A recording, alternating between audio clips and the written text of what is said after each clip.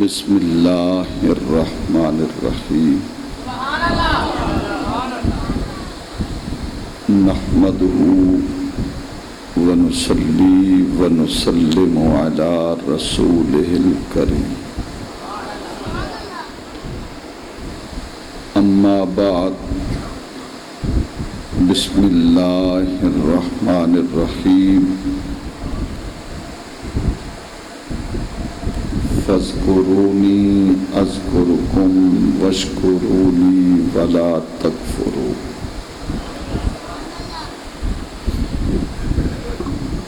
اللہ رب العزت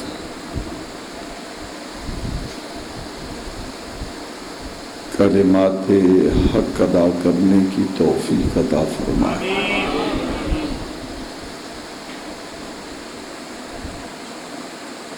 گزشتہ جمعۃ المبارک کے اجتماع میں واقع کرب و بلا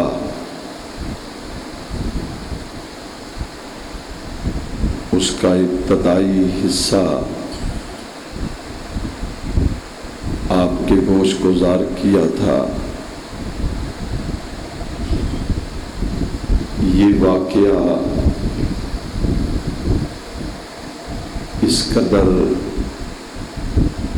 آسان اور چھوٹا نہیں کہ چند لمحوں میں داستان کربلا مکمل کی جائے۔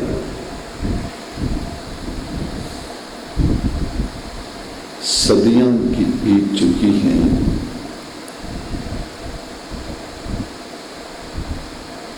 بیسیوں نہیں، سینکڑوں نہیں،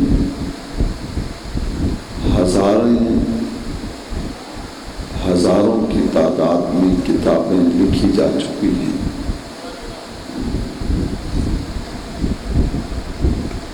مگر جب بھی محرم آتا ہے اور خاص طور پہ 10 محرم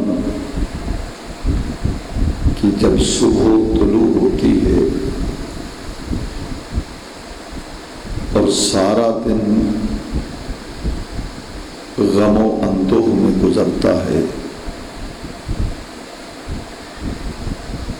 اور جب 10 کا دن گزار کر 11ویں شب اپنے اداس لمحوں کے ساتھ شروع ہوتی ہے تو یوں لگتا ہے کہ اس واقعے کو 1380 برس نہیں گزرے بلکہ کل کی بات ہے۔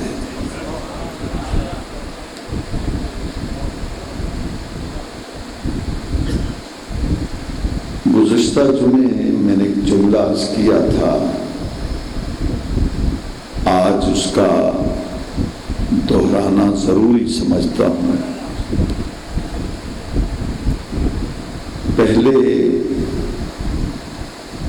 خال ہمیں سوشل میڈیا پر کلپ ملتے تھے، اب کثرت کی تعداد میں یوں لگتا ہے کہ دشمن حسین بڑھ رہے ہیں اور یزید کی حمایت کرنے والے ان کی تعداد میں اضافہ ہوتا جا رہا ہے۔ آپ سن کر حیران ہوں گے، بڑی بڑی داڑیاں رکھ کر، جبے اور رومال پہن کر اس دلیری کے ساتھ سوشل میڈیا پر بیانات دیتے ہیں کہ نعوذ باللہ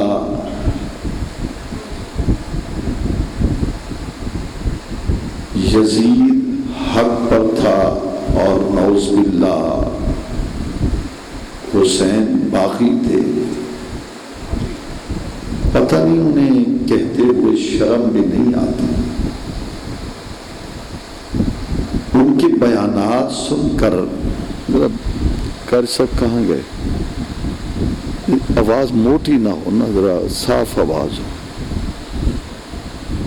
کر سب کو بلاؤ۔ ان کے بیانات سن کر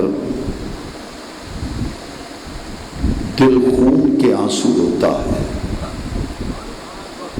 اور مجھے ایک ہندو کی ربائی یاد آتی ہے۔ اس نے لکھا،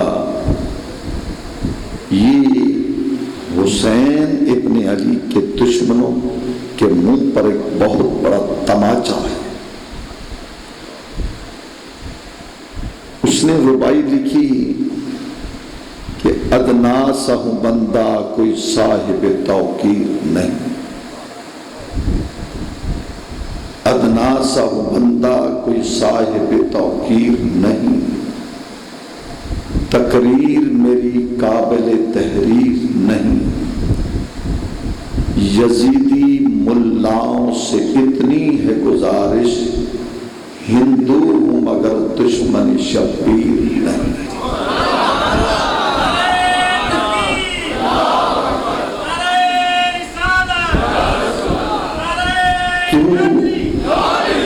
قرآن مجید کے جن الفاظ کا تلاوت کرنے کا شرف حاصل ہوا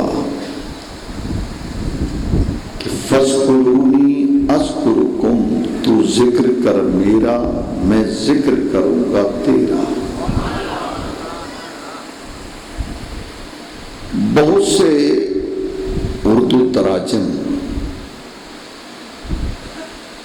منظر عام پر آ رہے ہیں، میں اختلاف نہیں کر رہا، جتنی جس کی مینٹلٹی اپروچ ہے،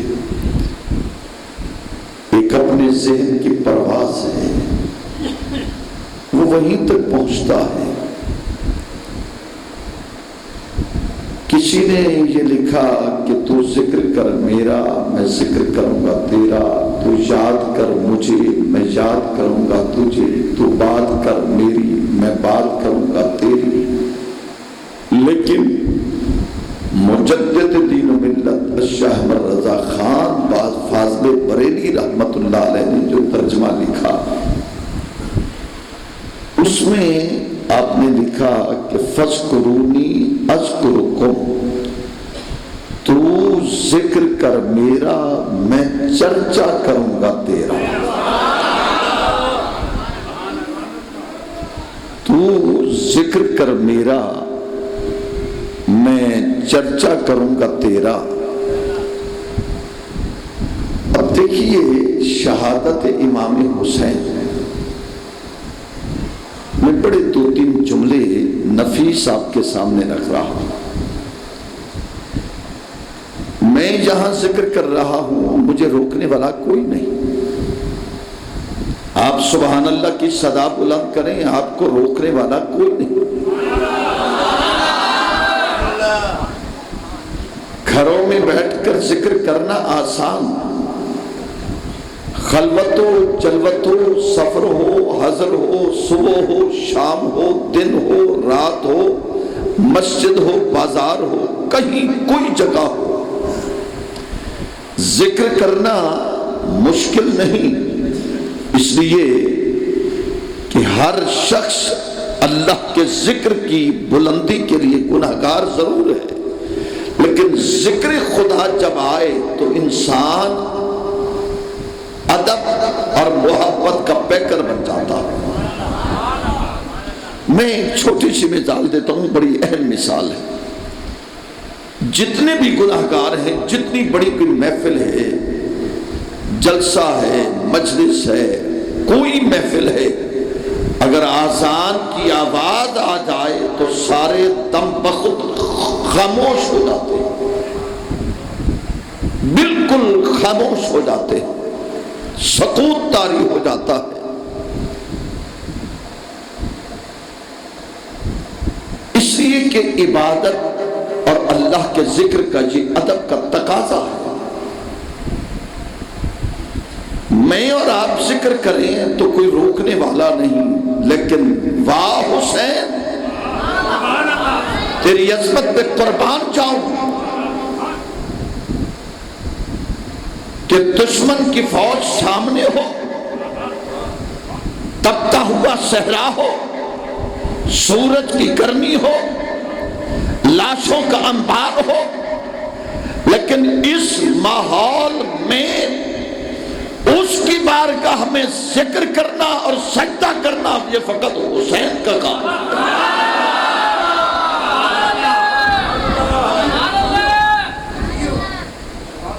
سیدنا امام حسین رضی اللہ تعالیٰ نے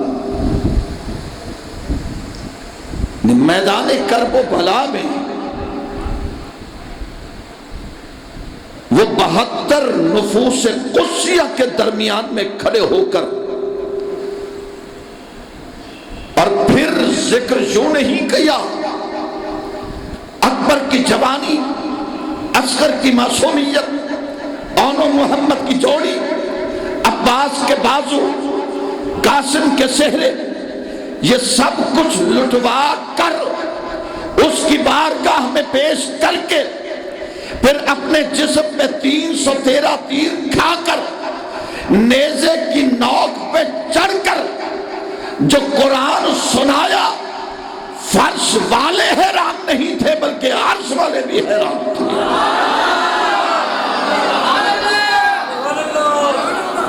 زمانہ دیکھ رہا تھا۔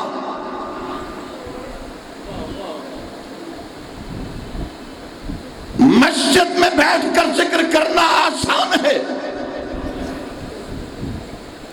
شدید گرمی ہو جائے، ہماری طبیعت بگڑ جاتی ہے، آواز ساتھ نہیں دیتی، طبیعت بگڑ جائے، ذہن ساتھ نہیں دیتا، خدا نہ کرے پریشانی آ جائے، اگر آ جائے تو دماغ ساتھ نہیں دیتا، لیکن واہ حسین تو نے اکبر کی جوانی دی، اصغر کی معصومیت دی، اون و محمد کے جوڑی دے دی، لیکن اس کے باوجود کہا مولا یہ ایک اکبر تھا۔ میں ذرا دل سے کہو سبحان اللہ۔ میرے مالک جو اب سبحان اللہ کے اس کے دکھنے دور کر دے، میرے مالک جو اب سبحان اللہ کے اس کے رزق میں برکت دے دے، جو اب سبحان اللہ کے اسی آج کی رات حسین کے خاندان میں سے کسی کا دیدار ہو جائے۔ صاحب تپتا ہوا صحرا، سورج کی گرمی، حسین ابن علی نے یہ 72 لاشیں قربان کروا کے، اقتدار کی جنگ تھی نہیں، دولت کا لالچ تھا نہیں، آج اقتدار کی کرسی پہ بیٹھنے والوں، تمہارا اقتدار چند دنوں کا ہے، آج ہے کل نہ ہوگا، آج کوئی حکومت کل کوئی حکومت، لیکن جو اقتدار حسین کا تھا اور ہے،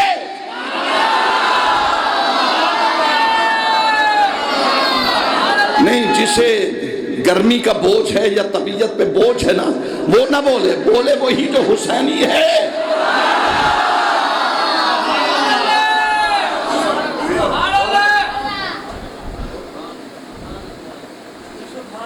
واہ حسین،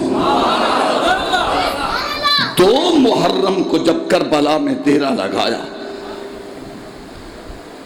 اور کہا کہ بیٹا، حضرت سیدنا علی اکبر کو کہا کہ اس جگہ کی مٹی اٹھا کر دی جائے، جب مٹی اٹھا کر دی تو سونگی، پر میں خیمے لگا دو،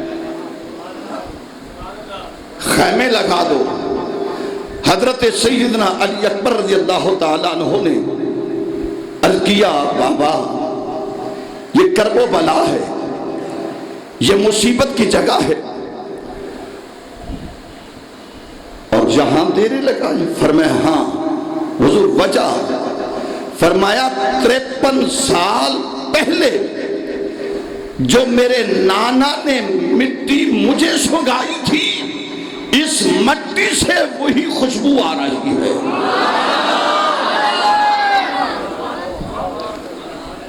دریائے فرات پہ کنارے پہ خیمے لگ گئے۔ میں گزشتہ سے پیوستہ سال کربلا کو دیکھ کر آیا، خیمے لگ گئے۔ یہ خیمہ حضرت بی بی سیدہ زینب کا، یہ حضرت بی بی سیدہ سکینہ کا، یہ حضرت سیدہ ام کلثوم کا، علی اکبر کا۔ وہ خیمے آج بھی نشان موجود ہیں، وہ دریائے فرات آج بھی موجود ہے، مگر پیاسے نظر نہیں آ رہے ہیں۔ صبر کیا۔ لوگ کہتے ہیں کہ حسین کو پانی نہ ملا، میں کہتا ہوں علی وجہ البصیرت، اگر حسین چاہتا تو آسمان سے بارش نازل ہو سکتی تھی، اگر حسین چاہتا تو اپنے پاؤں کی ایڑی لگا کر زمین سے چشمہ جاری کر سکتا تھا، لیکن نہیں۔ قیامت تک سبق دیا کہ لوگوں، حسین پانی کا محتاج نہیں ہے، حسین تو خدا کی رضا کا محتاج ہے۔ سبحان اللہ، سبحان اللہ۔ حسین تو فقط خدا کی رضا کا محتاج ہے۔ بھئی جن کا دادا حضرت اسماعیل علیہ السلام کو ذرا پیاس لگے، ایڑیاں رگڑے جہاں تو پانی کا چشمہ نکل آیا۔ کیوں بھئی؟ ایڑیاں رگڑی تو پانی کا چشمہ نکل آیا۔ اگر حسین چاہتے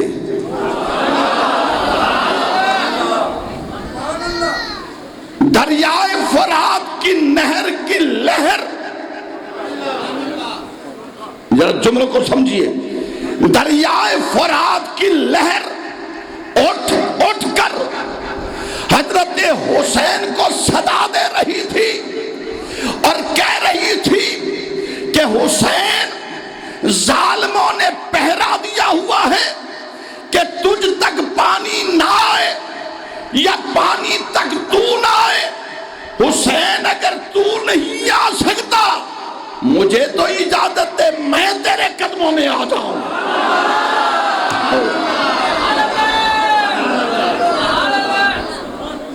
سلمان کربلا میں ایک حکایت ہے، روایت ہے کہ ایک جن جس کا نام زافر ہے، زے عین فے رے، زافر، عرض کیا حضور میرے پاس فی الوقت 25,000 سے زائد کی فوج ہے جنات کی، آپ ایک اشارہ کریں، میں ایک لمحے میں ان یزیدیوں کو 40,000 کی فوج کو ختم کر دوں۔ آپ کے چہرے پہ جلال آیا، ہاتھ میں تلوار تھی، تلوار بھی ذوالفقار مولا علی کی تلوار تھی۔ صاحبو سمجھیے جا، مولا علی کی تلوار تھی، نیام سے نکالی اور اس کا دستہ زمین پر رکھا اور تلوار کو جب بلند کیا تو کہا زافر جن، تجھے اپنی طاقت پہ ناز ہے، ذرا حسین کی تلوار تو دیکھ۔ وہ کہتا ہے مجھے قسم ہے اللہ کی کہ تلوار کا دستہ زمین پر تھا اور تلوار کی نوک آسمان کو چھو رہی تھی۔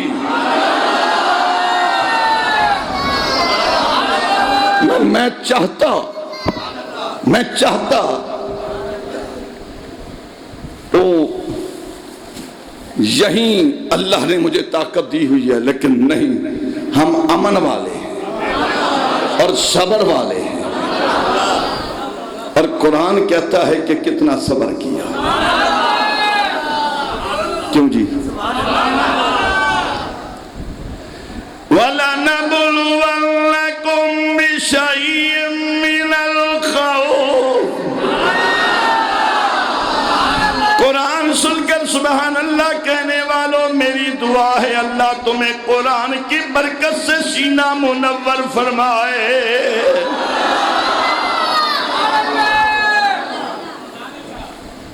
کس قدر اللہ کے قرآن کا اسلوب بیان دیکھیے۔ فرمایا وَلَنَبْلُوَنَّكُمْ بِشَيْءٍ مِّنَ الْخَوْفِ وَالْجُوعِ وَنَقْصٍ مِّنَ الْأَنفُسِ وَالثَّمَرَاتِ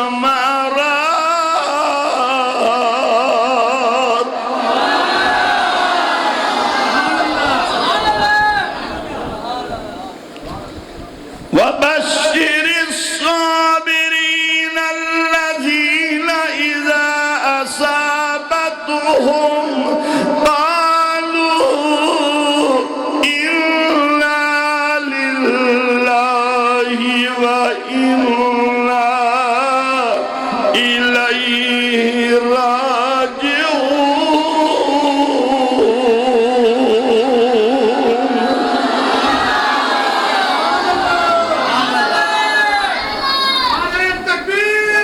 ونقسم، ایک لفظ رہ گیا تھا، والجوع ونقسم من الاموال والانفس والثمرات، کہ ہم آزماتے ہیں، تمہیں نعمتیں دے کر پھر واپس لے کر آزماتے ہیں، دیکھتے ہیں کہ صبر کون کرتا ہے۔ یا اللہ جو تیری دی ہوئی نعمتیں اور جب تو واپس لے لے تو جو صبر کرے اس کا اجر کیا ہے؟ فرمایا ان اللہ مع الصابرین۔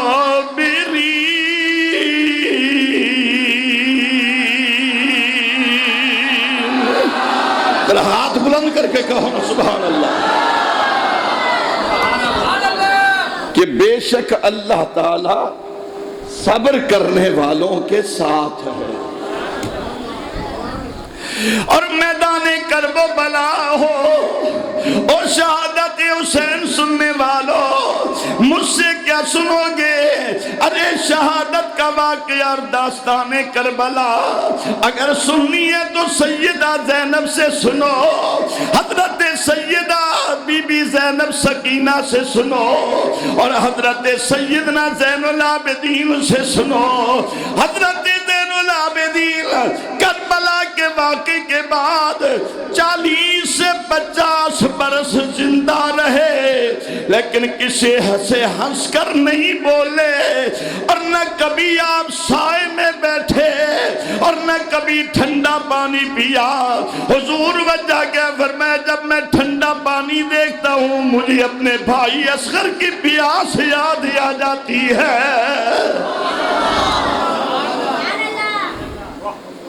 ایسا اللہ نے انہیں صبر کی دولت سے نوازا کہ دنیا کائنات میں حضرت سیدنا ایوب علیہ السلام کے صبر کا بھی قائل ہوں، بڑا صبر کیا۔ لیکن جو صبر حضرت امام حسین نے کیا ہے، یعقوب علیہ السلام نے اپنے بیٹے کی جدائی پر بڑا صبر کیا، بہت صبر کیا، اتنا صبر کیا بس آنکھوں سے آنسو نکل رہے۔ اور قرآن کہتا ہے وَبْيَضَّتْ عَيْنَاهُ مِنَ الْحُزْنِ فَهُوَ كَظِيمٌ، روتے روتے بینائی ختم ہو گئی۔ حضرت ایوب علیہ السلام نے صبر کیا، جسم میں کیڑے ہیں، جو کیڑا گرتا تھا اسے اٹھا کر وہیں رکھتے تھے کہ ہاں خدا نے تیری خوراک یہیں رکھی ہے۔ لیکن جو صبر امام علی مقام نے کیا ہے دنیا میں اس کی مثال نہیں ہے۔ 72 نفوس قدسیہ سیدنا امام حسین نے اپنی محبتوں کے ساتھ ادا کر دی ہے۔ اب سنو، حضرت علی اکبر کی جوانی کو پیش کر دیا، حضرت سیدنا علی اصغر کی معصومیت کو پیش کیا، اور محمد کی جوڑی کو پیش کیا، حضرت عباس کے بعد و قلم ہو گئے۔ لیکن جب باری آئی خود حضرت امام حسین کی، محرم کی 10 دن جمعے کا تھا، جمعے کا وقت تھا، حضرت امام علی مقام نے 72 لاشوں کو اپنے رب کے بارگاہ میں سپرد کرنے کی بجائے اس کو وہاں سے اٹھایا اور علیحدہ علیحدہ جگہ پر رکھ کر واپس خیمے میں آئے، اور آپ نے اپنے نانا جان کی دستار کو سر پہ رکھا، اور جو ہی دستار میرے نبی کی سر پہ آئی، خیمے والوں میں سے سب نے دیکھا جیسے سرکار خود تشریف لے آئے ہوئے ہیں۔ میرے اور آپ کے نبی کی دستار سر پہ رکھی حضرت سیدنا امام حسین رضی اللہ تعالیٰ عنہ نے۔ اب سنو ان شہادت کا واقعہ، اللہ تمہیں سلامت رکھے۔ جس جس کے دل میں جو دعا ہے اپنے اپنے دلوں میں دعا مانگ لے، اگر رزق نہیں تو رزق کی برکت کے لیے دعا مانگے، اگر بیمار ہے تو بیماری سے صحت کی دعا مانگے، جو بھی دین اور دنیا سے متعلق جو بھی دعائیں ہیں، ذکر حسین کا صدقہ اللہ آپ کی ہر دعا قبول فرمائے۔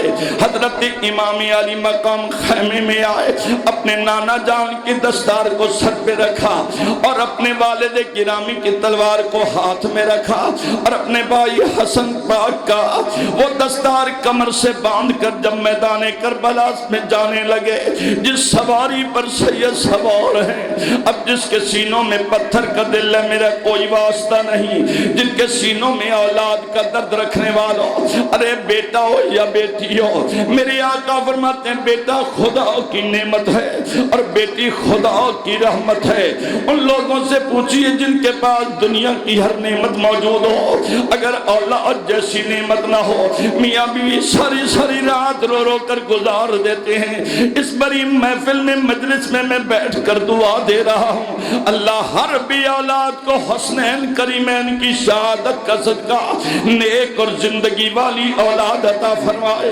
حضرت سیدنا امام علی مقام خیمے سے باہر نکلنے لگے، جس سواری پر سوار ہیں، آپ جس سواری پر سوار تھے وہ سواری چلنے کا نام نہیں لیتی۔ حضرت سیدنا امام پاک کی نظر زمین پہ گری، جب زمین پر پڑی حضرت امام حسین نے نیچے دیکھا، ایک طرف آپ کی بیٹی سیدہ سکینہ پاک اور دوسری طرف سیدہ ام کلثوم ہے، ہاتھ باندھ کر کہہ رہی ہے بابا اس میدان میں نہ جانا، یہ بڑا میدان سخت ہے، ادھر اکبر گیا تو واپس نہیں آیا، ادھر اصغر گیا تو واپس نہیں آیا، اونو محمد گئے تو واپس نہیں آئے، بابا ادھر نہ جانا۔ سید نیچے اترے اور بچیوں کے سروں پر ہاتھ رکھا، فرمایا بیٹیاں ذرا صبر کر جاؤ، بابا اتنا بتاؤ ہم نے صبر کتنا کرنا ہے؟ ہم نے مدینہ چھوڑا تو صبر کیا، ہم نے اپنی نانی کا مزار چھوڑا تو صبر کیا، ہم نے اپنے نانا کا دربار چھوڑا تو صبر کیا۔ قبلہ مکہ چھوڑنا آسان ہے لیکن مدینہ چھوڑنا بڑا مشکل ہے۔ یہ پوچھو ان لوگوں سے جو مدینہ چھوڑ کر آئے ہیں یا جو عمرہ کر کے آئے ہیں، یہ جتنے احباب بیٹھے ہیں، میرے محترم جام طارق صاحب ابھی 2 دن پہلے سرزمین مدینہ سے آئے ہیں، مجھے بھی اللہ نے کئی مرتبہ سعادت بخشی ہے، آپ میں سے خوش نصیب ہیں جن کو اللہ تعالیٰ نے حرمین کی زیارت کی سعادت بخشی ہے۔ اگر نہیں جا سکے تو میری دعا ہے مولا جو نہیں دیکھ سکے تجھے تیری رحمت کا واسطہ، تجھے تیری عظمت کا واسطہ، مولا جن کے دلوں میں تڑپ ہے مدینہ طیبہ کے دیکھنے کی اور تیرے گھر کے زیارت کی، مولا سبب بنا دے کہ یہ سارے ہم اسی طرح تیرے گھر کی زیارت بھی کر لیں اور تیرے نبی کے روضے کا دیدار بھی کر لیں۔ اب سنیے حضرت امام حسین نیچے اترے، بچیوں کے سروں پر ہاتھ پھیرا، فرمایا بیٹیاں صبر کر جاؤ، اپنے باپ کو میدان کربلا میں جانے دو، بابا ادھر نہ جاؤ، ادھر بھائی اکبر گیا تو واپس نہیں آئے، اونو محمد گئے تو واپس نہیں آئے، عباس چچا گئے تو واپس نہیں آئے، بابا ادھر نہ جانا۔ فرمایا بچیاں صبر کرو۔ اے ابا جان ہم کتنا صبر کریں گے؟ فرمایا بیٹا میرے صبر کا امتحان آج ختم ہو جائے گا اور میری بیٹیوں کا امتحان کل سے شروع ہو جائے گا۔ میدان کربلا کی وہ تپتی ہوئی زمین تھی اور تپتا ہوا صحرا تھا۔ حضرت امام علی مقام رضی اللہ تعالیٰ عنہ نے نیچے کھڑے ہو کر بچیوں کے سروں پہ ہاتھ پھیرا، فرمایا بچیاں صبر کر جاؤ، مجھے آخری پرچہ دینے دو۔ سید جب چلنے لگے تو کہنے لگی بچیاں بابا اتنا بتاؤ۔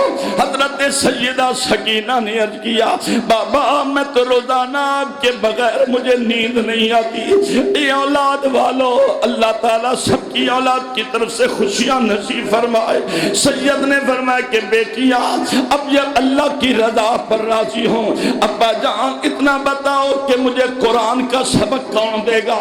میرے سید نے کہا بیٹیاں خیمے میں بیٹھ کر قرآن پڑھنا تمہارا کام ہے اور نیزے کی نوک پہ چڑھ کر قرآن کا سبق دینا پھر میرا کام ہے۔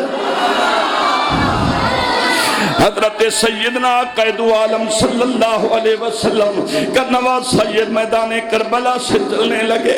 جب میدان کربلا سے چلنے لگے حضرت امام علی مقام میدان کربلا میں پہنچے۔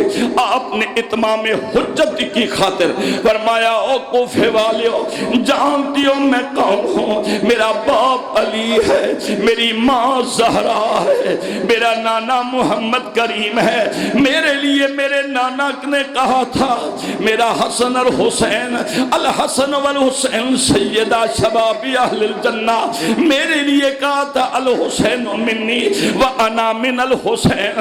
پر میں جانتی ہوں میں جنتی مردوں کا سردار ہوں، میری ماں جنتی عورتوں کی سردار ہے، میرا نانا محمد ہے۔ اس بڑے میدان میں جب سید نے اپنا تعارف کرایا ان ظالموں نے تیروں کی بوچھاڑ کر دی، اس جسم پر تیر لگے جس جسم کو میرے نبی کندھوں پر اٹھا کر خطبہ دیا کرتے تھے، آج اس نازنین جسم پر حضرت امام علی مقام کو 313 تیر لگے۔ مجھے ایک حدیث یاد آئی، مدینہ طیبہ کی سرزمین ہو، میرے اور آپ کے نبی مسجد نبی سے باہر تشریف لائے اور جب مسجد نبی سے باہر تشریف لائے تو دیکھا بچے چھوٹے چھوٹے کھیل رہے تھے، ان میں حضرت امام حسین بھی کھیل رہے تھے اور ان کے جسم پہ مٹی لگی ہوئی تھی۔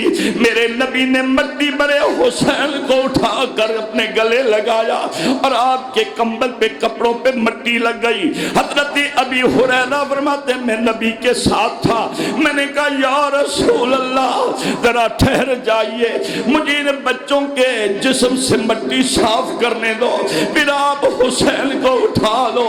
اب جو جملہ میرے نبی نے کہا فرمایا اے ابی ہریرہ آج مٹی بھرے کو تو میں محمد اٹھا رہا ہوں، اللہ جانتا ہے میرے خون بھرے حسین کو کون اٹھائے گا۔ سیدنا امام علی مقام دے 313 تیر جب لگے، کہنا آسان ہے سننا اس سے زیادہ آسان ہے، اور سید این جمعے کا وقت تھا، زمین پر گرے اور آتے ہی آپ نے سر سجدے میں رکھ دیا اور شمر بدبخت نے کیا کیا، خنجر اٹھایا اور اس گردن پر خنجر رکھا جس گردن کو میرا نبی روز کئی مرتبہ چوما کرتا تھا۔ جب گردن پہ خنجر رکھا سیدنا امام علی مقام کی خون کی دھار جب فوارہ باہر نکلا پورے آسمان پہ سرخی چھا گئی۔ شام غریبہ کہنے والوں جو وقت شام سے پہلے ہو جائے اسے شام غریبہ کہتے ہیں۔ سیدنا امام حسین رضی اللہ تعالیٰ عنہ کی گردن پر جب خنجر چلا، خون کی دھار جب باہر نکلی، یہ آج جو مشرق اور مغرب میں جو سرخی نظر آ رہی ہے، علماء کہتے ہیں کہ اس سے پہلے اس سے پہلے کبھی یہ ایسی سرخی نہ تھی، لیکن جب حسین ابن علی کی شہادت ہوئی پورا آسمان سرخ ہو گیا، اور یہ آہستہ آہستہ مشرق و مغرب میں سرخی رہ گئی۔ علماء فرماتے ہیں جب یہ سرخی ختم ہو جائے گی تو سمجھ لینا کہ قیامت آ چکی ہے۔ شہادت امام حسین کا واقعہ کوئی مختصر نہیں ہے، انتہائی طویل واقعہ۔ میں آج یہاں اس بات کو یہیں روکتا ہوں، اس لیے کہ آج میرا چھوٹا بیٹا عزیزم محمد عبداللہ فاروقی، اس کا دل تھا کہ کچھ دیر گفتگو میں کروں گا۔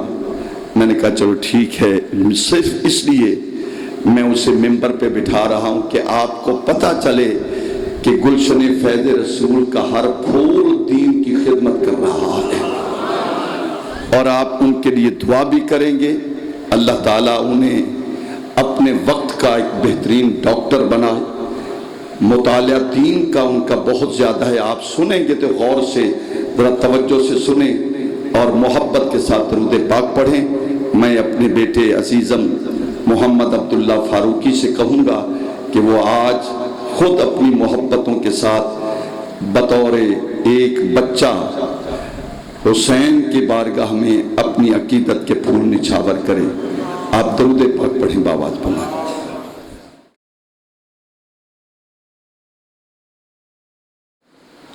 نحمدہ ونصلی ونسلم علی رسولہ الکریم، اما بعد، فاعوذ باللہ من الشیطان الرجیم، بسم اللہ الرحمن الرحیم، ان اللہ مع الصابرین، صدق اللہ مولانا العظیم۔ ان اللہ وملائکتہ یصلون علی النبی، یا ایہا الذین آمنوا صلوا علیہ وسلموا تسلیما۔ الصلاة والسلام علیکہ یا سیدی یا رسول اللہ، الصلاة والسلام علیکہ یا سیدی یا حبیب اللہ، وعلی آلکہ واصحابکہ یا سیدی یا خاتم النبیین۔ حاضرین محترم سامعین اور حاضرین ذی وقار، اللہ رب العزت کلمات حق ادا کرنے کی توفیق عطا فرمائے۔ اللہ رب العزت کا بے شمار احسان ہے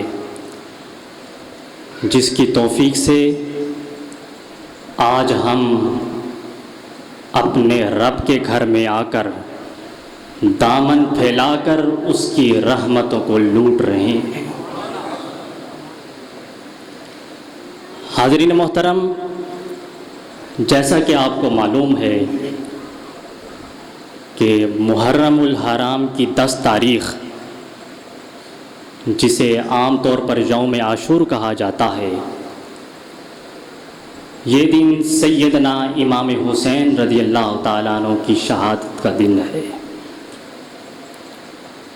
شہادت امام علی مقام رضی اللہ تعالیٰ عنہ کے مقام و مرتبہ کو سمجھنے کے لیے بہت سے گوشے اور بہت سے پہلو ہیں، جن میں سے آج صرف 3 پہلو آپ کے گوش گزار کر رہا ہوں۔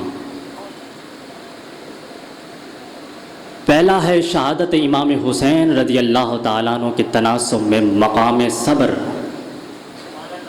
دوسرا مقام توکل، اور تیسرا مقام رضا ہے۔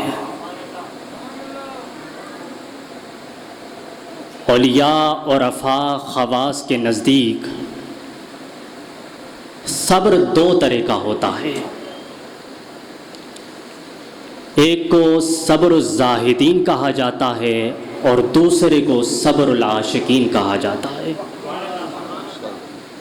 یعنی زاہدوں کا صبر اور دوسرا عاشقوں کا صبر۔ زاہدوں کے صبر کی 3 قسمیں ہیں۔ پہلی قسم ہے الصبر للہ، دوسری قسم ہے الصبر علی اللہ، اور تیسری قسم ہے الصبر مع اللہ۔ یہ تین قسمیں ہیں زاہدوں کے صبر کی۔ پہلی قسم ہے الصبر للہ۔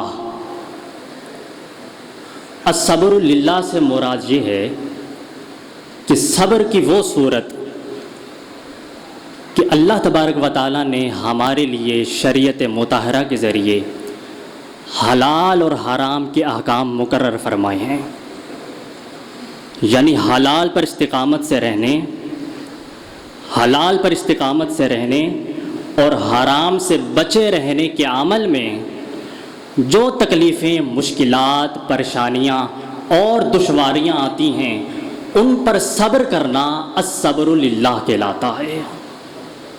یعنی اس اللہ کے بندے نے اللہ کے لیے صبر کیا اور اللہ کے احکام پر استقامت کے ساتھ عمل پیرا رہا۔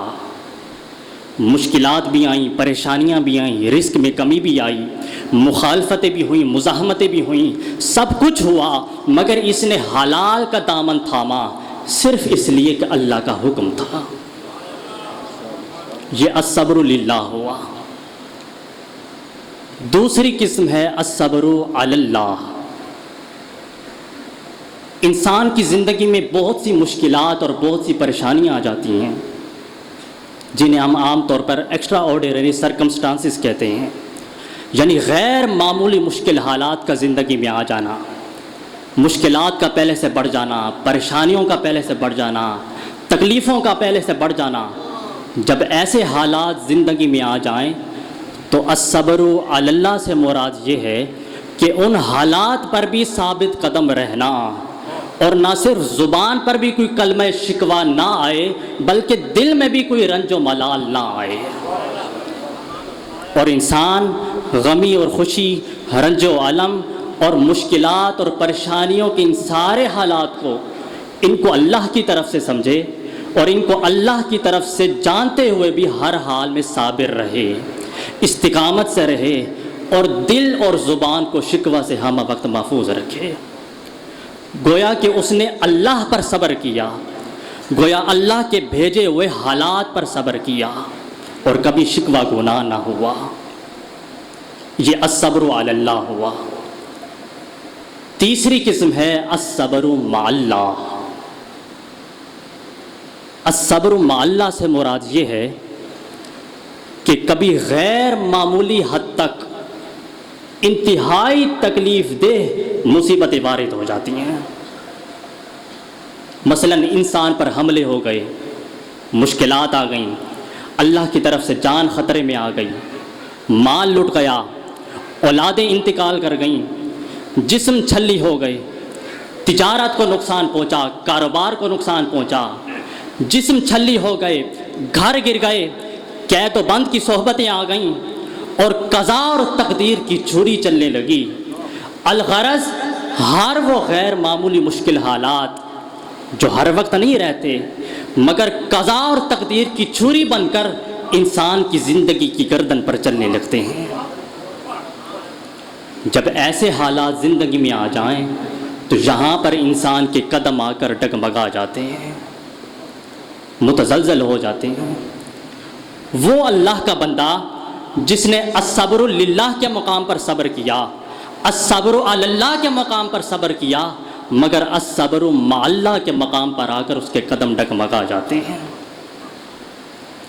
کچھ مردان حق ہوتے ہیں جو صبر کے ان تین مرحلوں کو عبور کر جاتے ہیں۔ اس میں صبر کیسے ہوتا ہے؟ اس کیفیت میں جب ظاہری اسباب ساتھ چھوڑ جاتے ہیں، سارا ماحول دشمن ہو جاتا ہے اور ساری امیدیں کٹ جاتی ہیں، اس وقت جو صبر ہوتا ہے وہ صرف اللہ کی معیت کے بھروسے پر صبر ہوتا ہے۔ انسان کے دل میں ایک تصور رہتا ہے کہ بے شک اسباب ساتھ چھوڑ گئے، مال چھوڑ گیا، رشتہ دار چھوڑ گئے، دنیا چھوڑ گئی، دوست چھوڑ گئے، پیروکار چھوڑ گئے، مال ساتھ چھوڑ گیا، امیدیں چھوڑ گئیں، جب سب کچھ کٹ گیا اور انسان کے دل میں ایک تقویت رہتی ہے مرتبہ صبر پر، اور وہ یہ کہ ہر کوئی چھوڑ گیا مگر میرے رب نے تو مجھے نہیں چھوڑا۔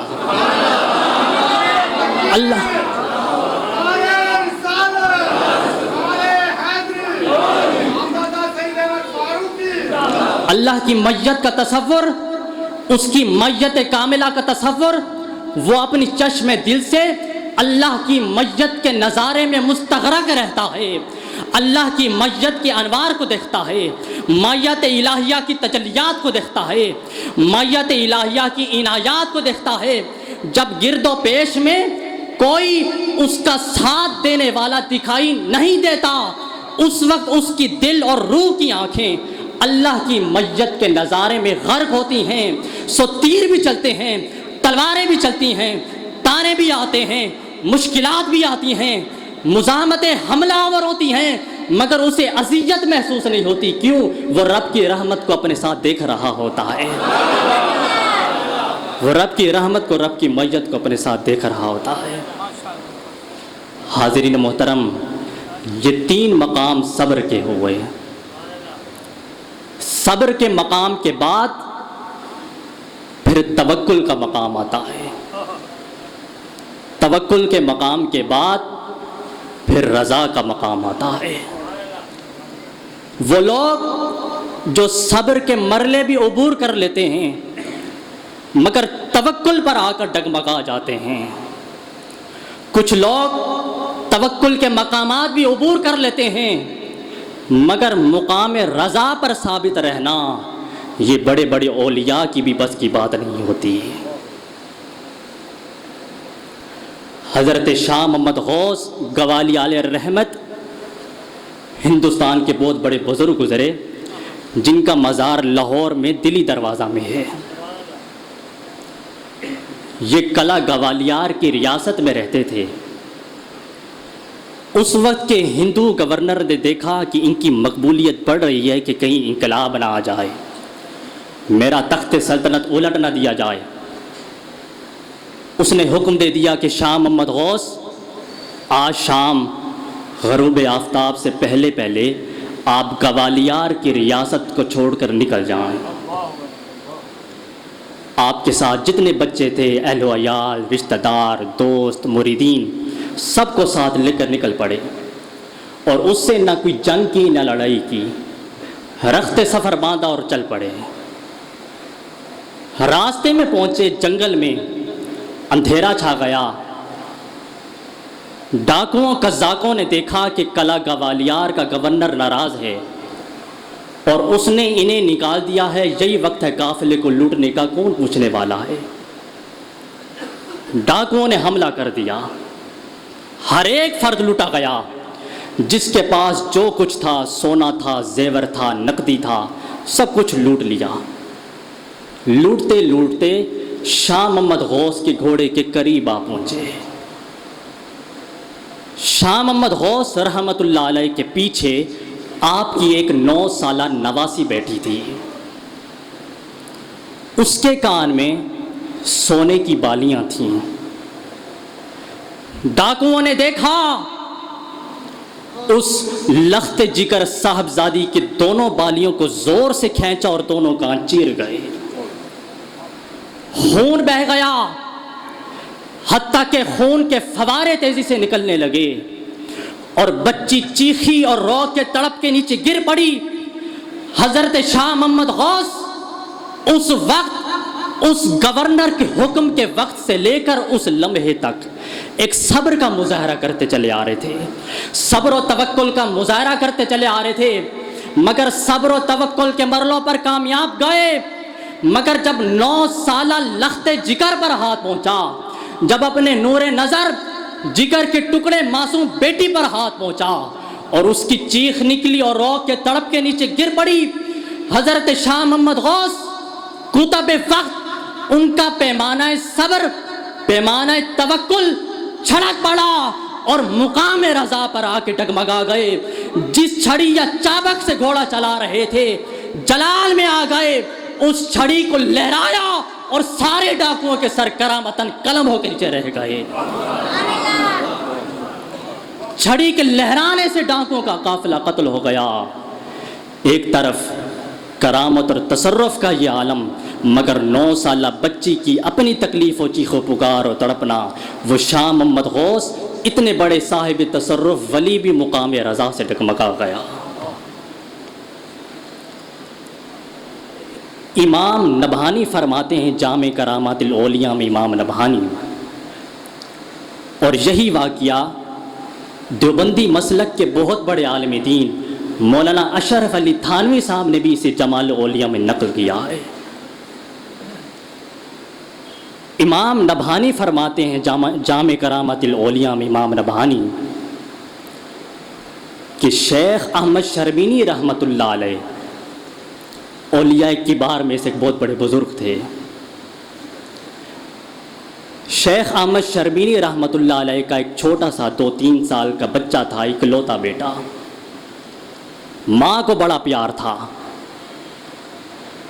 وہ بیمار ہوا اور قریب مرگ ہو گیا۔ آپ کی بیوی روتی روتی تڑپتی ہے، عرض کہ حضرت آپ کی لو تو اللہ سے لگی ہوئی ہے، ہم تو دنیا دار لوگ ہیں، میری راحت، میرا جینا، میری زندگی اسی کی لوتے بیٹے سے ہے، حکیموں طبیبوں نے لا علاج قرار دے دیا ہے، اب اس کا بچنا مشکل ہے، خدا کے لیے اللہ کے حضور ہاتھ اٹھائیں۔ میں آپ کو اس بیٹے کی ماں کی مامتا کا واسطہ دیتی ہوں، اگر اس کو موت بھی ہے تو اللہ اسے زندگی دے دے۔ آپ اپنی بیوی کی آہوزاری، چیخ و پکار، رونا سنتے رہے، مگر ٹس سے مس نہ ہوئے، اپنی لو میں لگے رہے، اپنی لو میں مست رہے۔ وہ تڑپ تڑپ کے چپ ہو گئی، وقت گزرتا گیا، بچہ صحت یاب نہ ہو سکا، بالآخر اس کا حالت نزا اور وقت موت آ گیا۔ موت کا وقت آ گیا۔ جب بچے پر حالت نزا طاری ہوئی، ماں نے لا کے باپ کے سامنے رکھ دیا۔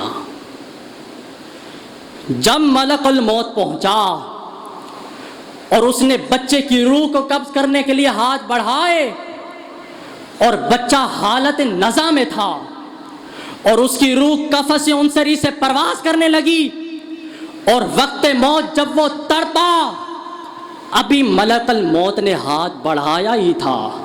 شیخ احمد شرمینی دیکھ رہے ہیں نگاہ بصیرت سے، نگاہ ولایت سے ملک الموت کا آنا اور بچے کی روح کے پرواز کرنے کا منظر۔ اس وقت اس ولی کی ولایت مقام رضا پر آ کے ڈگمگا گئی، جب اپنے بچے کو آنکھوں کے سامنے حالت نزا میں تڑپتے ہوئے دیکھا، بے ساختہ نگاہیں لوح محفوظ کی طرف اٹھ گئیں، اللہ کی رحمت کی طرف دیکھا اور دیکھ کر پلٹ کر ملک الموت سے کہا، یا ملک الموت ارجع الی ربک ان حکم موتہ قد مسخ، اے ملک الموت لوٹ جا، اس کی موت زندگی میں بدل گئی ہے، چلا جا۔ میری اس خاموش التجا پر رب کائنات نے اس کی موت کو منسوخ کر دیا ہے، اس کو زندگی عطا ہوئی ہے۔ ملک الموت روح قبض کرتے کرتے ہاتھ کھینچتا اور واپس چلا گیا اور بچہ جوان ہوا۔ اس لیے علامہ محمد اقبال نے کہا، خودی کو کر بلند اتنا کہ ہر تقدیر سے پہلے خدا بندے سے خود پوچھے، بتا تیری رضا کیا ہے۔ خودی اور رضا یہ ہے کہ ہمارا سر کسی بادشاہ کے سامنے نہ جھکے، اس کے سامنے جھکے جس کے صدقے بادشاہی ملتی ہے۔ اس لیے وہ رب دیتا تو ہر ایک کو ہے، وہ دیتا تو ہر ایک کو ہے، مگر تڑپاتا کسی کسی کو ہے، ہر کوئی نہیں تڑپتا۔ رزق ہر ایک کو دیتا ہے، مگر فاقہ کسی کسی کو دیتا ہے۔ صحت ہر ایک کو دیتا ہے، مگر علالت کسی کسی کو دیتا ہے۔ شہروں میں آباد زندگی وطن میں ہر ایک کو دیتا ہے، مگر کربلا میں بلاتا کسی کسی کو ہے۔ پانی کی ٹھنڈک صبح شام ہر ایک کو دیتا ہے، مگر فرات کے کنارے بٹھا کر ترساتا کسی کسی کو ہے۔ اولاد ہر ایک کو دیتا ہے، جھولیاں اولاد سے ہر ایک کی ہری کرتا ہے، مگر دودھ پیتے اصغر کو حسین کی گود میں تڑپاتا کبھی کبھی ہے۔ گھوڑوں پر فتح و کامرانی سے چڑھاتا ہر ایک کو ہے، مگر کٹے سر کو نیزے پر چڑھانا یہ معاملہ کسی کسی سے کرتا ہے، ہر ایک کے نصیب میں نہیں آتا۔ حضرت شاہ محمد غوث رحمۃ اللہ علیہ اپنی نواسی کی حالت کو دیکھ کر ڈگمگا گئے۔ حضرت شیخ احمد شرمینی رحمۃ اللہ علیہ اپنے بیٹے کی حالت کو دیکھ کر تڑپ گئے۔ ادھر امام حسین امام علی مقام رضی اللہ تعالیٰ عنہ میدان کربلا میں آتے ہیں۔ یہ خیال غلط ہے کہ آپ کو معاذ اللہ لا علمی میں شہید کیا گیا، معاذ اللہ آپ کو لا علمی میں شہید کیا گیا۔ امام حسین کو اپنے بچپن کے وقت سے علم تھا کہ 61 ہجری میں میدان کربلا میں میں شہید کیا جاؤں گا۔ کثرت کے ساتھ یہ بات احادیث میں آئی ہے، حضرت ام سلمہ سے روایت ہے، حضرت عائشہ صدیقہ سے روایت ہے، حضرت اسغب بن بنانہ سے روایت ہے، اور حضرت ام سلمہ فرماتی ہیں کہ آقا علیہ الصلوۃ والسلام کی چشمان مقدس سے آنسو رواں تھے۔ میں نے پوچھا یا رسول اللہ آج آپ کی آنکھوں سے آنسو کیوں نکل رہے ہیں؟ فرمایا کہ مجھے ابھی جبریل بتا کے گیا ہے ان امتک ستقتل ھذہ بارض یقال لھا کربلا۔ فرمایا مجھے ابھی جبریل بتا کے گیا ہے کہ آپ کی امت آپ کے بعد آپ کے بیٹے حسین کو شہید کر دے گی اس میدان میں جسے کربلا کہا جاتا ہے۔ حضرت ام سلمہ رضی اللہ تعالیٰ عنہ آقا علیہ الصلوۃ والسلام نے ان کو ایک مٹی دی اور فرمایا کہ اس مٹی کو سنبھال کے رکھنا اور دیکھتی رہنا، جس دن یہ مٹی خون میں بدل جائے سمجھ لینا میرا حسین شہید ہو گیا ہے۔ اذا تحولت ھذہ ترت دمن فاعلمی ان ابنی قد قتل۔ بہت سی بشارات اور بہت سے واقعات بتا دیے گئے تھے۔ حضرت اسغب بن بنانہ کہتے ہیں کہ ہم حضرت سیدنا علی شیر خدا کے قافلے میں تھے، میدان کربلا سے گزرے، سیدنا علی شیر خدا نے قافلے والوں سے کہا قافلے والوں رک جاؤ، یہ میدان کربلا ہے، اہل بیت محمد کے خیمے اس جگہ نصب ہوں گے، یہاں اہل بیت محمد کو شہید کیا جائے گا، یہاں ان کی خون کی نہریں رواں ہوں گی۔ سیدنا علی شیر خدا نے قافلے کو بتا دیا، کس سے سنا تھا؟ تاجدار کائنات سے سنا تھا۔ امام حسین کے قدم لا علمی کی طرف نہیں بڑھ رہے تھے، حسین صبر عشق کے کٹھن مرحلے طے کرتا کرتا آج محبوب حقیقی سے ملاقات کے لمحے کی طرف جا رہا ہے، اور ہر موڑ پر کہتا جا رہا ہے لوگوں آگے بڑا مشکل وقت آنے والا ہے، تمہارے قدم ڈگمگا جائیں گے، تم ان صبر آزما مرحلوں پر استقامت کا پیکر بھر کر نہیں رہ سکو گے، تمہیں اجازت ہے آج حسین کو چھوڑ کر چلے جاؤ، میں قیامت کے دن اپنے نانا کے سامنے گواہی دوں گا کہ یہ مجھے خود چھوڑ کر نہیں گئے تھے، میں نے ان کو خود بھیجا تھا۔